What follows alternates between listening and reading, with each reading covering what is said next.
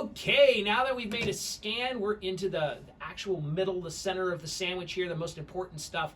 We want to coordinate our frequencies. So, first thing you do, down here in the lower right, you want to be on the Add Frequencies tab, and you hit Select Frequencies from Inventory. And it's going to say, what do you want? And all frequencies from inventory is fine, hit OK. And what this does is it puts in this list down here everything you're currently using. So this is the IEM rack, and these are the 12 channels in the wireless rack, and these are the frequencies they're currently on. And the color yellow means it might work with what's going on up here in the scan. Yellow means it doesn't really know. Green means yes, and red means no. But yellow means, well, I haven't figured out yet if these frequencies that are currently assigned on the units will work with the scan that's available. And so to go the next step, you want to hit the Analyze button. And I think normally I select everything before I hit Analyze and hit Analyze.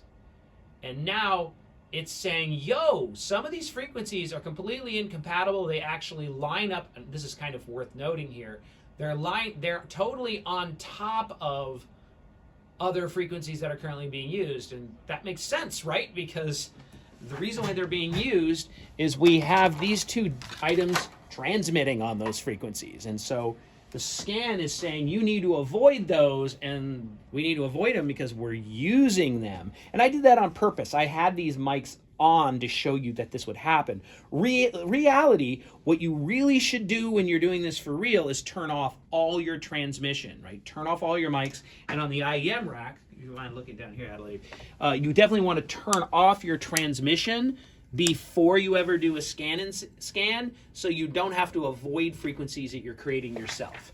But in this case, I did it on purpose, and we've got a bunch of here that are compatible and a few of them that are flat out not compatible. So now we've analyzed that, hitting the Calculate button, the software will do all the calculations to come up with new frequencies that will not create intermodulation distortion with each other. So you hit Calculate, those are the new suggested frequencies.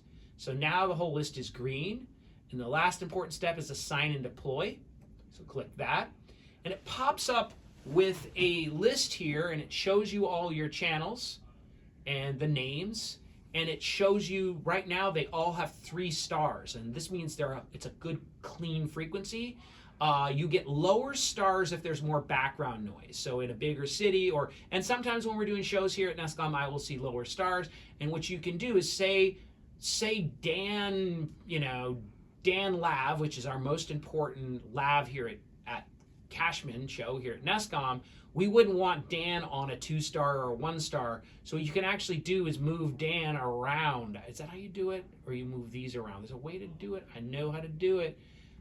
I've done it before. I'm doing it right now. You can move them around in a different order so the lower star ones end up being on some sort of pack that you don't really care as much about. And we're only talking about a couple dB difference in background noise anyway. It's not a big deal, but it is necessary that you understand that. Anyway, once you've done all this, I believe you finish, click the Deploy All Zones. I think that's the last thing you do. And it's doing it. Look at the wireless rack. Oh, you just missed it. The wireless rack was flashing because it was sending all the frequencies to it. So at this point, all of the mics that you did have synced to the rack, they're no longer synced because we have brand new frequencies.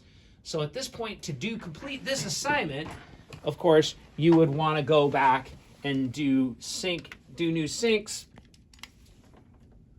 Am I doing the right? That's the wrong path. That has nothing to do with it. That was a IEM. But here we go. Sync.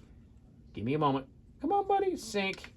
And boom. So you would want to do that. And for this lab, I believe you're using 2 different microphones, a stick and a pack. So sync them back up. So that's all you got to do for this lab.